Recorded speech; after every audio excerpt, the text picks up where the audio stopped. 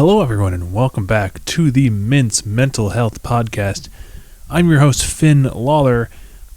The purpose of this podcast is to help you guys with your struggles in mental health, in part by giving you guys my experience and advice about the kind of struggles I had to go through and the struggles that I'm still going through as it pertains to my mental health. So, this is me just trying to help you guys out. So, on this episode of the Mints Mental Health Podcast, the topic that we are going to cover today is, drumroll please, social media.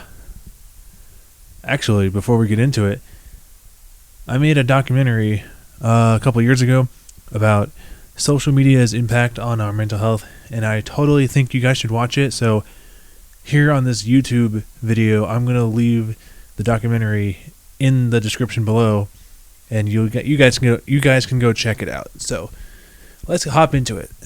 All right. So, social media. It took the world by storm when it first surfaced back in the early 2000s. You know, I believe the year was 2004 when MySpace really took off. Social media became so popular within every generation because it was a new thing. It was a new phenomena, that surfaced, and to this day, as all of you guys know, social media is still most definitely a thing.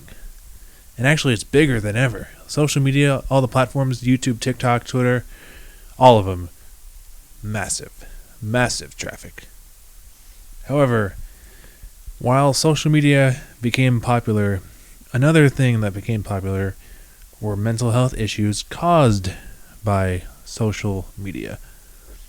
Some of those issues include depression, anxiety, and even insecurity among social media users, especially among the younger demographics. Now, insecurities from social media, I believe, come from FOMO, fear of missing out. I get it. It happens when you see that one Instagrammer or TikToker on like a desert island or something sipping a martini on a beach, and you're just here like, great, I'm at home sitting in the rain, basically, and you're out there with the awesome views. Social media does this thing where they make you think, hey, my life is awesome, even though you don't know what's going on behind the scenes of their life. Social media is just a fragment of a person's life. A fragment. It's like maybe like a 16th, maybe less. So, if you see someone having a great time on social media, do your best and try to put yourself in their shoes with the struggles that they are going through. So before I continue, I would like to tell you guys about my own experience with social media. When I first got social media, I was quite fascinated by it.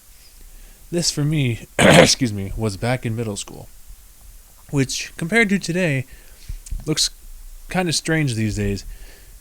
There are elementary kids with iPhones. I didn't have an iPhone back in elementary school. I just had myself and my friends. Anyway, I digress.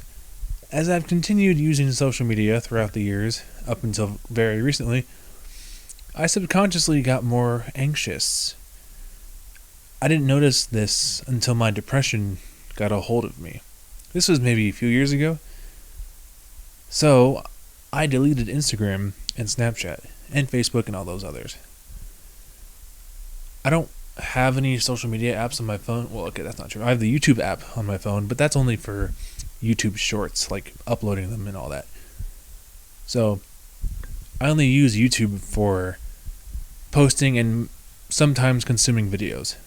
Anyway, bottom line, it's your choice whether or not you want to keep your social media. Maybe you're an influencer. Yeah, sure. Or maybe you want to just keep up with how your friends are doing. Absolutely. I only stopped because, as I've said before, it made me more anxious and envious of literally the smallest, most insignificant thing, which is BS. So, A few years later, here we are. I honestly, since being off social media, I feel a lot better about myself. I'm not saying that social media is a bad thing. I'm just saying, though, be careful. Be careful. So, according to McLeanHospital.org, social media has a reinforcing nature. Using it activates the brain's reward center by releasing dopamine, which is the feel-good chemical linked to pleasurable activities such as sex, food, and social interaction. These platforms are designed to be addictive and are associated with anxiety, depression, and even physical ailments, according to McLeanHospital.org. So, according to that stat, social media does have an effect on our brains, and that it releases this fun little chemical called dopamine. Who doesn't love dopamine? I do. I love dopamine when it's moderate. It's in moderation. Of course, dopamine is the feel-good chemical, but be careful, as social media, among a few other things, can make you dopamine dependent if you're not careful. So, bottom line, just be careful. Anyway, this has been episode 2 of the Mince Mental Health Podcast. I have been your host, Finn Lawler. Thank you guys very much for listening to me rant for the last 6 minutes.